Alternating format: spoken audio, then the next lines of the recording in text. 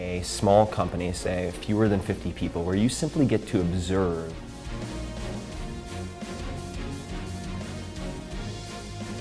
we do not rise to the level of our expectations, we fall to the level of our training. You have to practice. Of course. You can't expect to read a book on negotiating, walk into a huge negotiation that you're nervous about, and knock it out of the park. No. You have to role play it. You have to practice.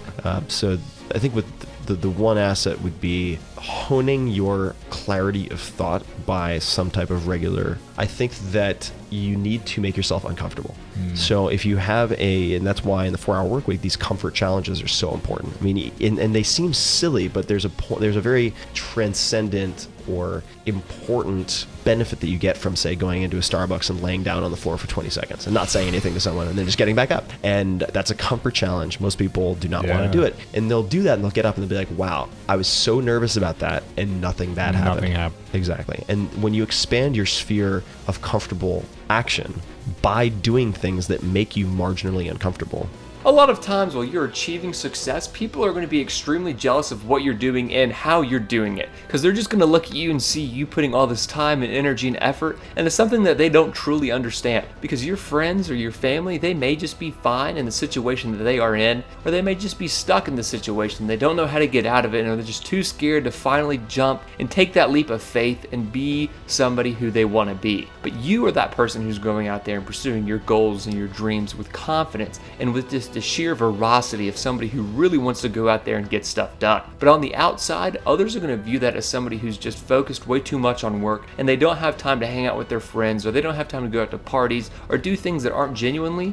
going to benefit them down the line. When you focus on it now and put in on that energy and time into it right now, it's going to reap benefits for you down the line. When you're done and you don't want to put in any more work or energy, or you think it's too late to go ahead and start on pursuing your goals, it's okay, because you have started that already. You've already begun the race. You've already started the pathway to your own version of success and what you truly want. So you need to start now. Go ahead and get stuff done. It may appear negatively to those around you, but that doesn't matter. You don't need to worry about what they think. Only worry about what you do.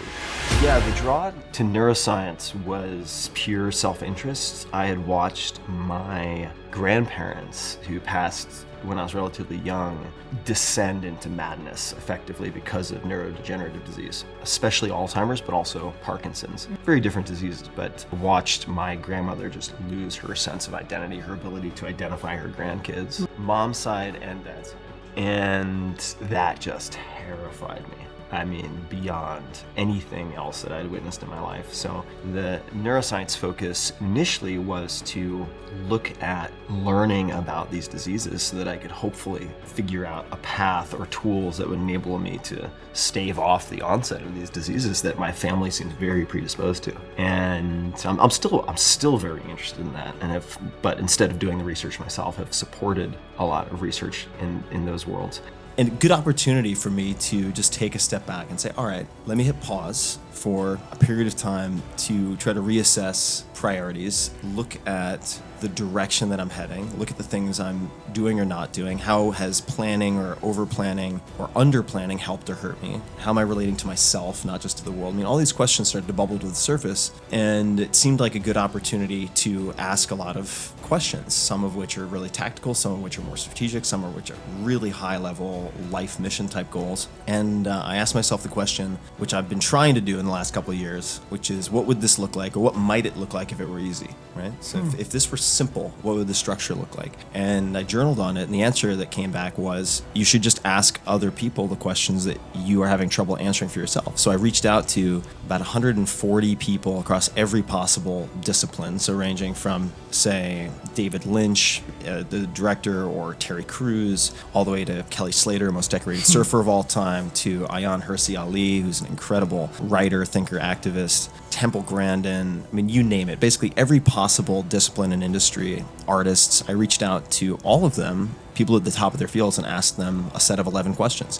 What can I learn from the people I hate the most? Wow. Now this does two things. It forces you to separate your morality from your search for effectiveness. It also helps you to develop some degree of empathy. And those two are very powerful. So what can I learn from the people I hate most? is a very, very useful practice. So I'll journal on that very often. In terms of patterns, we were talking about some of the things I've spotted. Meditation or journaling are performed by close to 100% of the people that I interviewed. The question, just to come back to that I thought you might enjoy is, and this is an example of taking something from someone I disagree with on almost every level, Newt Gingrich.